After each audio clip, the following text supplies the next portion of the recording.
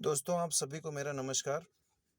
ज्ञानवापी का सर्वे आज पूरा हो चुका है और मैं आपसे ज्ञानवापी के मुद्दे पर बात करना चाहूँगा क्योंकि 18 अप्रैल को जब मैंने अपना पहला वीडियो डाला था, तब से लेकर के अब तक आज 16 मई है और तब से लेकर अब तक पिछले 1 महीने में अगर देश में किसी चीज़ की सबसे अधिक चर्चा रही और सबसे अधिक जानने की जिज्ञासा रही लोगों की, तो वो रहा ज्ञानवापी। ज्ञानवापी क्या है? इसकी डिटेल तो आपको बहुत सारे यूट्यूब चैनल पे और हमारे समाचार के चैनलों में भी यानी न्यूज़ चैनल में और अखबारों में और तमाम जगहों पर आपको इतिहास पता चल गया होगा कि ज्ञानवापी मस्जिद क्या है, औरंगज़ेब ने कब और कैसे इसको तोड़कर बनाई थी और उसके बाद ये कितनी बार टूटी है और किन-किन हमारे देश के राजा महाराजाओं ने इसको बनाने का प्रयास किया है। दोस्तों, ये सब आप जानते होंगे। मैं बात करना चाहूँगा मुसलमानों के उस ड्रामे पर जो ज्ञानवापी को लेकर सब कर रहे हैं। जैसे आप असदुद्दीन ओवैसी को लीजिए कि 91 के कानून को लेकर के वो चिल्ला रहे हैं, लेकिन जब हिजाब वाला विवाद था देश में, तो हिजाब विवाद पे जब हाई कोर्ट ने कह दिया कि स्कूलों में धार्मिक परिधान नहीं चलेगा, हिजाब नहीं चलेगा, फिर भी ये लोग नहीं माने और कई जगह उसके लिए प्रदर्शन किया, कई जगह टीचरों को धमकाया गया, स्कूल के बाहर प्रदर्शन किया गया और ये उसको नहीं मानते। कोई भी सुप्रीम कोर्ट का फैसला और अदालत का फैसला आए, ये उसको खुले मन से कभी नहीं मानना चाहेंगे। दबाव में भले माने क्योंकि ये कुछ कर नहीं सकते। राम मंदिर का फैसला आया तो ये कुछ कर नहीं सकते थे। ये कहते हैं कि हम मान गए, ये कुछ नहीं कर सकते थे। अभी भी ये कबूलते हैं, टीवी डिबेट में बहुत सारे ऐसे मुस्लिम पक्षकार हैं जो कबूलते हैं कि हमारे दिल में उसकी कसक है। ठीक है। सबसे बड़ी बात, ज्ञानवापी मस्जिद में आज भोलेनाथ प्रकट हो चुके हैं। इन्होंने जिस चीज को दबाने की कोशिश की और सैकड़ों सालों से नंदी जो उधर ही देख रहे थे, भोले बाबा की तरफ देख रहे थे, वो भोले बाबा आज प्रकट हो गए और हिंदू पक्षकार की एक तरह से मनोवैज्ञानिक जीत तो हो ही चुकी है। अब रहा देखने का ये कि अदालत क्या फैसला देती है, इसके आगे क्या निर्णय करती है। पिछले दिनों मैंने आपसे अपने पिछले वीडियो में ये बात किया था। दोस्तों, बीच में बस इतना कहना चाहूँगा कि चैनल को सब्सक्राइब कर लें, क्योंकि सब्सक्राइब आप करेंगे वही मेरे लिए सबसे बड़ा सपोर्ट है। आइए बात आगे करते हैं, समय नष्ट नहीं करते हैं। सब्सक्राइब जरूर कीजिए चैनल को। अस्तित्व का ज्ञान, इस चैनल को आप यूट्यूब पे सब्सक्राइब करें।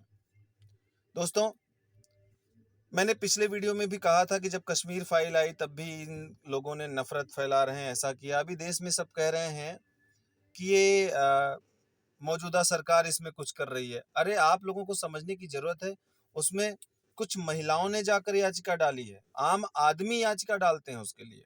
अच्छा, पिछले 1 महीने में दंगे हुए। मैंने आपसे जब पहला वीडियो डाला था तो उसमें रामनवमी में दंगे की बात कही थी। उसके बाद से आप देखिए देश में कितने दंगे हुए। सबसे बड़ी चीज, कांग्रेस की सरकार जहां है राजस्थान में, वहां किस तरह से दंगे हुए और ये कितना खुला सपोर्ट करते हैं। आप देखिए, ये सड़कों पर नमाज पढ़वाते हैं, ये सड़कों पर नमाज पढ़वाते हैं और लाउड स्पीकर जो सुप्रीम कोर्ट ने कहा है कि नहीं लगाना चाहिए, वो ये लाउड स्पीकर को सपोर्ट करते हैं। खंभों में लगवाया, खंभों में लगवाया गहलोत सरकार ने। तो ये खुले मन से कांग्रेस किस तरह मुसलमानों को सपोर्ट करती है। देखिए, किसी भी जाति को आप सपोर्ट करें, मुझे इससे आपत्ति नहीं है। सबसे बड़ी बात, कोई भी पार्टी किसी भी जाति को सपोर्ट करे, इससे आपत्ति नहीं है। लेकिन मैं इतना पूछना चाहूंगा कि लाउड स्पीकर को राजस्थान सरकार ने या कह लें गहलोत सरकार ने जो प्रमोट किया, सड़कों पर लाउड स्पीकर लगाकर नमाज करवाई, क्या वहां पर इन लोगों ने नहीं बोला कि सुप्रीम कोर्ट के आदेश का उल्लंघन हो रहा है?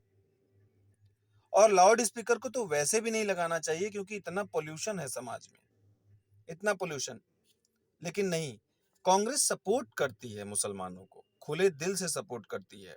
आपको इतिहास में जानने को मिल जाएगा कि नेहरू कितना सपोर्ट करते थे हिंदुओं को।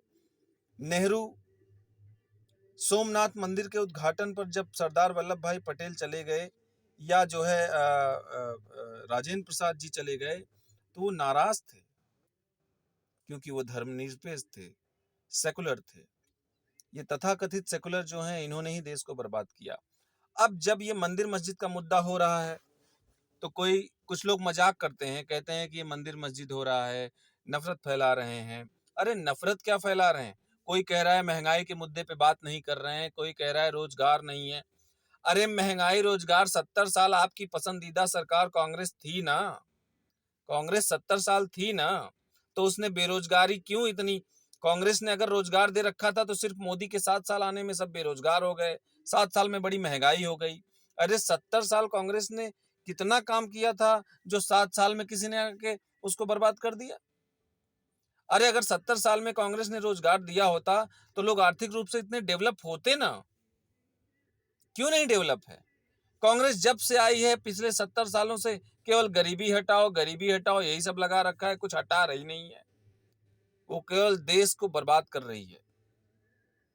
अभी कांग्रेस के चिंतन शिविर में अब जाके राहुल गांधी को ये बुद्धि आई, उन्होंने कहा कि जो है हमारा जनता से कनेक्शन टूट गया। और कमाल की बात है, चाहे अखिलेश हो चाहे राहुल हो, ये हमेशा कहते हैं कि जनता जान चुकी, जनता समझ चुकी। अरे जनता में तो मैं भी हूं और मेरे जानने वाले बहुत लोग हैं।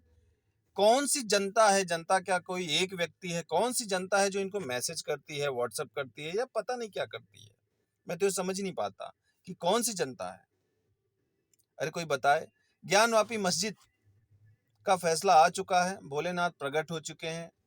भगवान श्री राम अयोध्या में जब उनका फैसला आ गया तो भोलेनाथ कैसे रहते, क्योंकि भोलेनाथ तो स्वयं भगवान श्री राम के भक्त हैं, तो भोलेनाथ का प्रकट होना तो अति आवश्यक था। अब बारी है कृष्ण भगवान की, उनका भी जल्द ही 4 महीनों में फैसला हो जाएगा, ऐसा अदालत ने आदेश दिया है। अब कांग्रेस छटपटा रही है। उधर एक नवनीत राणा को हनुमान चालीसा पढ़ने पर देशद्रोह लगा दिया गया, या राजद्रोह कह सकते हैं, लगा दिया उद्धव सरकार। अब ये उद्धव सरकार जो है ये बाला साहब ठाकरे की औलाद है, सिर्फ इसलिए इनको सत्ता मिल गई। लेकिन आप देखिए, ये लगता है, ये तो हमें लग रहा है राहुल गांधी का अपडेटेड वर्जन है। ये देश में राहुल गांधी जैसे लोग हैं तो देश का क्या होगा पता नहीं। 70 साल से कांग्रेस ने बड़ा अच्छा काम किया, देश के लिए सब कुछ कर दिया, लेकिन 70 साल कांग्रेस के होने के बावजूद 7 साल में मोदी आए और बेरोजगारी बढ़ गई, महंगाई। अरे आप लोगों ने किया ना बेरोजगारी पे बात, आप लोगों ने किया ना महंगाई पे बात। ये नई सरकार आई है, हम लोग अब महंगाई और उस पे रोजगार पे बात तो करेंगे ही, लेकिन उससे ज़्यादा महत्वपूर्ण है कि हम अपने धार्मिक मुद्दों पर बात करें। अरे हमारे महत्वपूर्ण जो स्वयंभू ज्योतिर्लिंग हैं उनके स्थान को तोड़ दिया गया है और हम चुपचाप बैठे रहे 350 साल से। क्यों नहीं बात होनी चाहिए ऐसे मुद्दों पर? क्यों नहीं बात होनी चाहिए? ज्ञानवापी का फैसला आ चुका है, इसलिए जो भी जहां भी जिसको लगता है कि हमारे पुराने ऐतिहासिक मंदिरों को तोड़ा गया है, वहां पे आप अदालत जाइए, दरवाजा खटखटाइए। अगर कानून कोई आड़े आता है तो कानून किसके लिए? अरे कानून ही है ना, कोई विधाता ने तो कानून नहीं लिखा है ना, अम्बेडकर नहीं लिखा है, अम्बेडकर ने ही कानून लिखा है। और ये जो कानून 1991 में आया, ये अम्बेडकर ने कानून नहीं लिखा है, ये संविधान में पहले से नहीं लिखा था। ये 91 में कांग्रेस ने अपनी राजनीति के तहत उसको इस कानून को बनाया था। तो जो अभी की मौजूदा सरकार है वो अपने हिसाब से इस कानून को हटा सकती है, इस कानून को बदल सकती है। उनको बहुमत हमने किस लिए दिया है? उनको वोट हमने किस लिए दिया है? मोदी योगी को किस लिए बैठाया है? इसीलिए बैठाया है। अरे भोलेनाथ की नगरी है, भोलेनाथ की नगरी काशी में अगर महादेव का मंदिर को तोड़ा गया तो वो क्यों नहीं होना चाहिए? और वहाँ साक्ष्य मिल रहे हैं, सबूत मिल रहे हैं। अरे अभी तो सिर्फ सुनने को मिल रहा है कि भोलेनाथ निकले हैं 12 फीट वाले, अभी तो वहाँ पता नहीं कितने चिन्ह मिलेंगे देवी देवताओं के, बहुत सारे चिन्ह मिलेंगे। इसलिए इस पर सरकार को भी साथ देना चाहिए और हमारे देश के सभी हिंदू भाइयों को एक होकर के इस मैटर को जल्द से जल्द सॉल्व कराना चाहिए। और जो मथुरा का है भगवान श्री कृष्ण, उनके स्थान पर इनका कब्जा। आप देखो, मैं जब विश्वनाथ बाबा का दर्शन करने गया था, तो जब मैं पहली बार अपनी ज़िंदगी में पहली बार गया तो मेरी नज़र उस मस्जिद पर गई और हर व्यक्ति का नज़र उस मस्जिद पर ही जाता है। क्योंकि नंदी महाराज उधर ही देख रहे हैं। और संसार में कोई ऐसी मस्जिद नहीं जहां नंदी महाराज हो। इनके मस्जिद में नंदी महाराज हैं। अरे ये कैसी मस्जिद है भाई? ये कानून वानून बन गया, इससे क्या मतलब है? अरे वहां जब मंदिर है तो कानून का क्या मतलब है?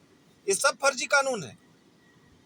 ये कानून जो कांग्रेस ने बनाया है ये राजनीतिक चालाकी है, धोखा है। इसलिए इस कानून का कोई महत्व नहीं है। कानून को बदल दिया जाएगा। बस ये अदालत में हमारे केस, हमारे साक्ष्य चीख चीख कर बोलेंगे। अब ये मुसलमान देखो, असदुद्दीन ओवैसी दंगा करने के लिए लोगों को भड़का रहा है। ये सबको कह रहा है वो मस्जिद जाने नहीं देंगे। अरे कैसे नहीं जाने देगा? मस्जिद जब आई थी तो जाएगी भी। मैं भोलेनाथ मंदिर के दर्शन करने गया, मेरी नज़र मस्जिद पे गई। ऐसा लगता है जैसे वो मंदिर चिढ़ाती है, जैसे वो मंदिर हमें ललकारती है, जैसे वो हमें बुलाती है। असल में वो मस्जिद हमें आकर्षित नहीं करती। उस मस्जिद के अंदर जो सकारात्मक शक्ति, जो पॉजिटिव एनर्जी, जो भोलेनाथ हैं, उनकी शक्ति लोगों का ध्यान आकृष्ट करती है कि मेरा मुख्य स्थान यही है, इसी मस्जिद में। ये दिव्य शक्ति है उनकी। दोस्तों,